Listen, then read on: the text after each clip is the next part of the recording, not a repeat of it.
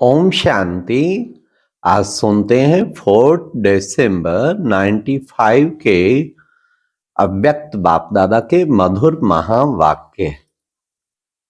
आज की मुरली का टाइटल है यथार्थ निश्चय के फाउंडेशन द्वारा संपूर्ण पवित्रता को धारण करो। आज की मुरली में 4 क्वेश्चन। नंबर 1, यथार्थ निश्चय बुद्धि आत्मा की निशानी क्या है। नंबर 2, नंबर 1 निश्चय बुद्धि को कौन सी बात मुश्किल नहीं लगेगी। नंबर 3, माया अपना चोर गेट कैसे बनाती है। लास्ट, टीचर का रॉयल माया कैसे फाउंडेशन हिलाती है। आओ सुनते हैं 4 दिसंबर 95 की मुरली। यथार्थ निश्चय के फाउंडेशन द्वारा संपूर्ण पवित्रता को धारण करो। आज बाप दादा देश विदेश चारों ओर के नए नए बच्चों को देख रहे थे, चाहे मधुबन से साकार रूप में आए हैं और चाहे आकार रूप में अपने अपने सेवा स्थान में से आए हैं। तो नयों को देख बाप दादा सभी के निश्चय को देख रहे थे कि निश्चय कैसा है, क्योंकि निश्चय इस ब्राह्मण जीवन की संपन्नता का फाउंडेशन है और फाउंडेशन मजबूत है तो सहज और तीव्र गति से संपूर्णता तक पहुंचना निश्चित है। तो बाप दादा देख रहे थे कि निश्चय की भिन्न भिन्न प्रकार का है, निश्चय भी भिन्न भिन्न प्रकार का है। सुनिए कौन कौन से प्रकार का है। जो यथार्थ निश्चय है कि मैं परमात्मा बाप का बन गया, स्वयं को भी आत्मा स्वरूप में जानना, मानना, चलना और बाप को जो हूं जैसा हूं, बाप को भी जो है जैसा है वैसे जानना, यह है यथार्थ निश्चय।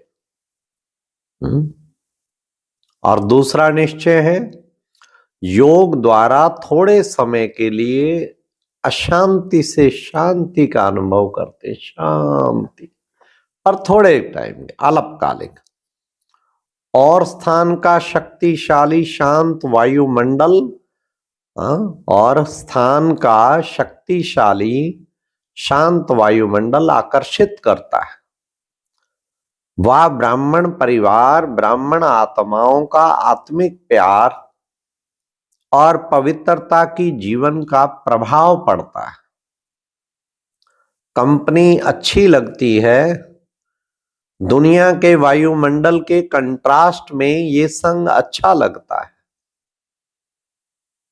ज्ञान भी अच्छा, परिवार भी अच्छा, वायुमंडल भी अच्छा, तो वो अच्छा लगना उस फाउंडेशन के आधार पर चलते रहते हैं। ये है दूसरा नंबर। पहला नंबर सुनाया यथार्थ निश्चय और दूसरा नंबर अच्छा लगता है और तीसरा नंबर दुनिया के संबंधियों के दुखमय वातावरण से बचकर जितना समय भी सेवा केंद्र पर आते हैं उतना समय दुख से किनारा होकर शांति का अनुभव करते हैं। ज्ञान की गुह्यता में नहीं जाएंगे, लेकिन शांति की प्राप्ति के कारण कभी आते हैं और कभी नहीं भी आते, लेकिन यथार्थ निश्चय बुद्धि विजयी होते हैं। और देखा जाता है कि जब शुरू शुरू में आते हैं अशांति से तंग होते हैं, शांति के इच्छुक बहुत होते हैं। तो जैसे प्यासे को एक बूंद भी अगर पानी की मिल जाए तो वो बहुत बड़ी बात अनुभव करता है। तो अप्राप्ति से प्राप्ति होती है ना, परिवार में, ज्ञान में, योग में, वायुमंडल में अंतर दिखाई देता है। तो पहला समय बहुत अच्छे उमंग उत्साह से चलते हैं, बहुत नशा रहता है, खुशी भी रहती है, लेकिन अगर पहले नंबर के अर्थात निश्चय का फाउंडेशन पक्का नहीं है, दूसरे या तीसरे नंबर का निश्चय है, तो धीरे धीरे जो शुरू की खुशी, शुरू का जोश है, उसमें फर्क आ जाता है। जो शुरू का जोश, जो शुरू का निश्चय, बाबा ने कहा उसमें फर्क आ जाता है। इस सीजन में नए नए बहुत आए हैं और चांस भी मिला है, यह तो बहुत अच्छा है। बाप दादा को भी नए नए बच्चों को देख खुशी होती है। क्यों? कि ये फिर से अपने परिवार में पहुंच गए। लेकिन ये चेक करो कि निश्चय का फाउंडेशन पक्का है, निश्चय का फाउंडेशन पक्का है। हमारा निश्चय नंबर 1 है या नंबर 2 है? अगर नंबर 1 निश्चय है तो चलते चलते मुख्य पवित्रता धारण करना मुश्किल नहीं लगेगा नए बच्चों को भी। अगर पवित्रता स्वप्न मात्र भी हिलाती है, हलचल में आती है, तो समझो नंबर 1 फाउंडेशन फिर कच्चा है, निश्चय का फाउंडेशन कच्चा, क्योंकि आत्मा का स्वधर्म पवित्रता है। अपवित्रता परधर्म है और पवित्रता स्वधर्म है। तो जब स्वधर्म में निश्चय हो गया तो परधर्म हिला नहीं सकता। कई बच्चे कहते हैं पहले तो बहुत अच्छे आते थे, अभी पता नहीं क्या हो गया। तो क्या हो जाता है कि बाप जो है, जैसा है, वैसे अनुभव में नहीं लाते। अगर पूछेंगे कि बाप साथ है तो हाथ सब उठाएंगे। हाथ उठाना तो बहुत सहज है, लेकिन बाप साथ है तो बाप की पहली पहली जो महिमा कहते हो, करते हो कि वो सर्वशक्तिवान है, ये मानते हो ना, या सिर्फ जानते हो?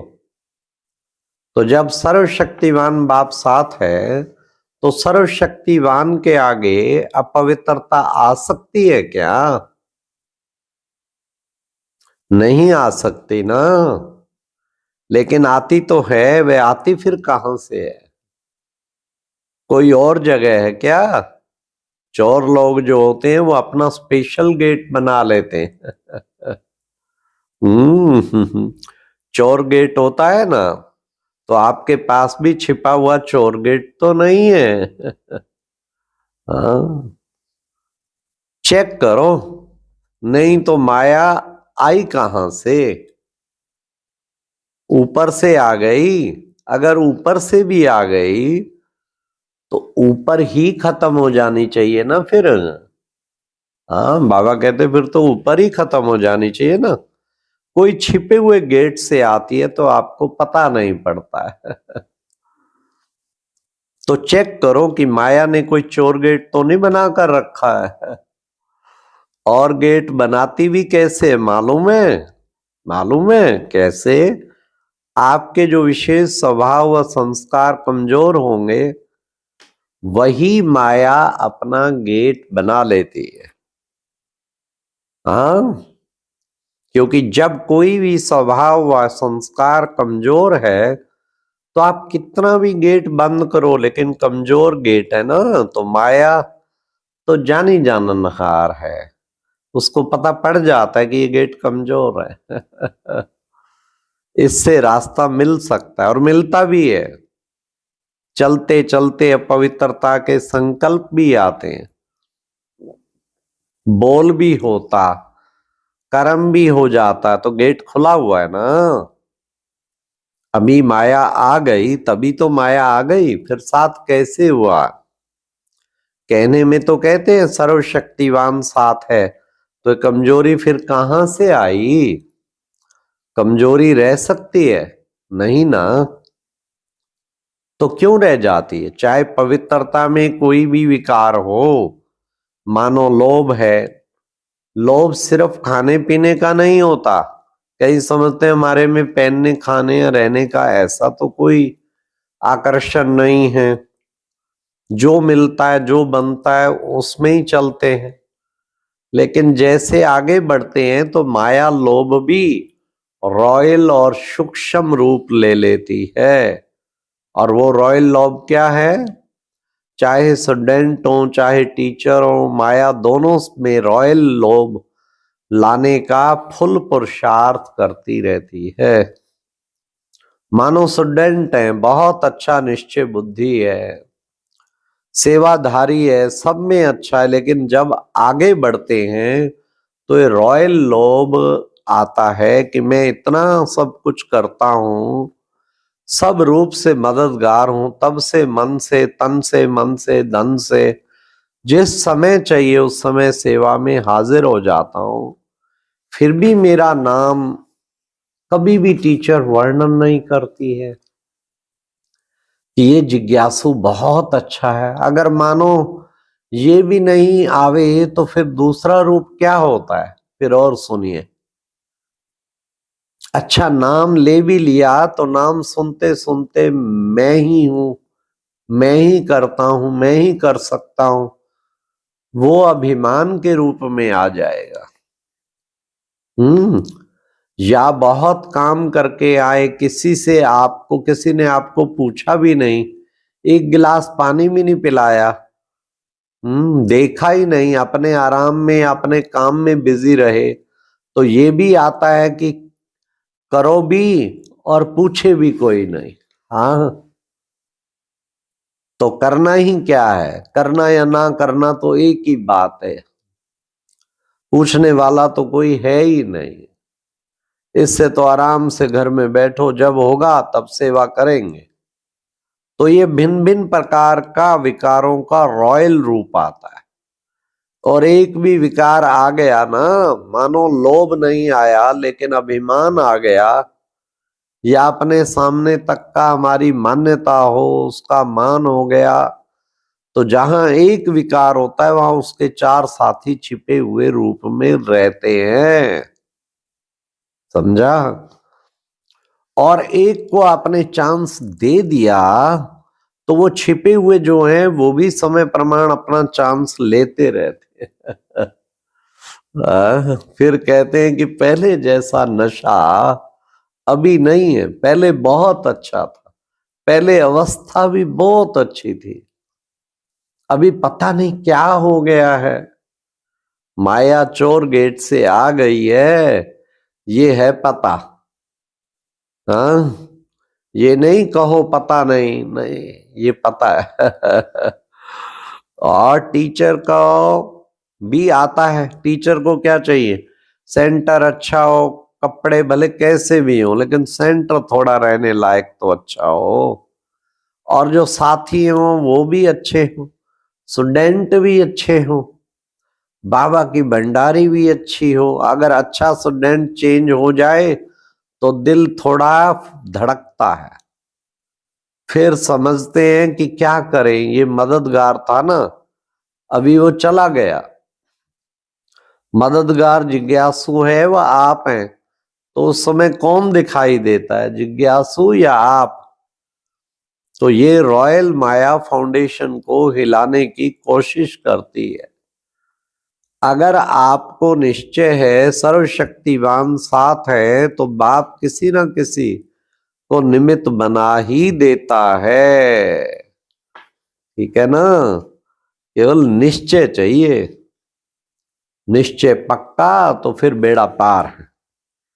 अच्छा, बाबा ने कितने प्यार से चारों ओर के सदा श्रेष्ठ भाग्यवान भाग्य विधाता को अपना बनाने वाले ऐसी श्रेष्ठ आत्माओं को सदा बाप दादा की श्रीमत को सुना और किया, ऐसे सर्वस्फूर्त बच्चों को सदा सेवा में अचल रहने वाले झमेला मुक्त परमात्म मिलन मनाने वाले सभी बच्चों को बाप दादा का याद प्यार और नमस्ते। अच्छा, ओम शांति। ये थे आज के प्यारे प्यारे महावाक्य। और अब यह एक बहुत अच्छी वीडियो भी जरूर देखें।